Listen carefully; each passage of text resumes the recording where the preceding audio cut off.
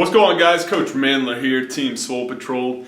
Been getting a lot of questions recently from guys putting together their own programs, wanting to know whether they should put in the deadlift on an upper body or a lower body dominant day. Great question, because after all, everyone knows that there's no greater exercise for building stacks on stacks of dense, ripped, and powerful muscle mass from head to toe than the deadlift. It builds tremendous size and density in your quads, your hamstrings, and your glutes, as well as building big ass sides of beef for lats in your upper body. So the question exists, is it upper or lower body exercise?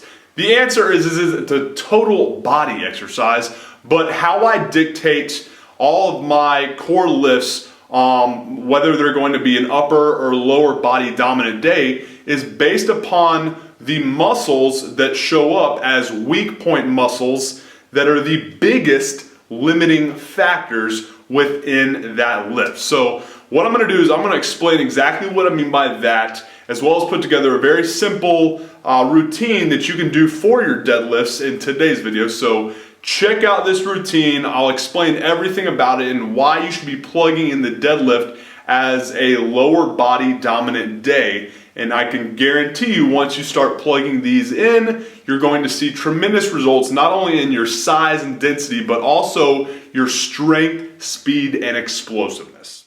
Okay, so what we have here is 70% of our 1 rep max for 30 total reps. So it's more of a repetitive effort, muscle building day. And I throw it in as a lower body day, as I told you, because I dictate what my workouts are going to be, upper or lower, by the weak points that show up in the core lift. So if the core lift here obviously is the deadlift, and my limiting factor in strength is going to be the hamstrings and glutes, as they typically are for most guys with a deadlift, that's how I'm going to draw up the rest of my workout. So after I do those deadlifts, I'm going to do some weak point training. And whenever I'm programming in this portion of the routine, I'm always thinking about 3 things. Number 1, first and foremost, how I can increase the strength of the weak point muscles that are acting as my limiting factor for the core movement, and how much I can lift in it, and which, this case is going to be hamstrings, glutes,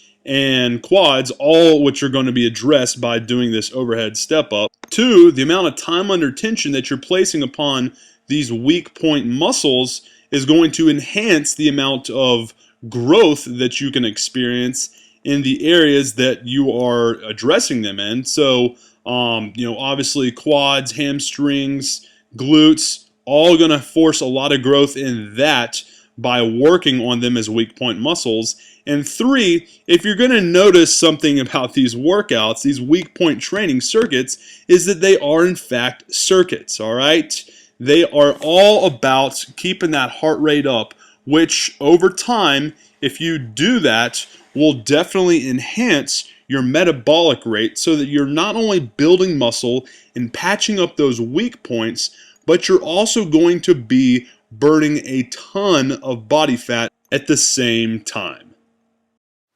Hey man, if you're looking to build a better program for yourself and are trying to figure out a way to build more size, density, strength, and explosiveness, but match it up with a more conditioned and ripped up look, then make sure you get your free copy of the muscle building blueprint that I've lined up for you by clicking this box right here. What it's going to do is it's going to take you to the next page, where I'm going to lay out everything you're going to be getting with this kick-ass free gift, as well as how you can download it completely free of charge.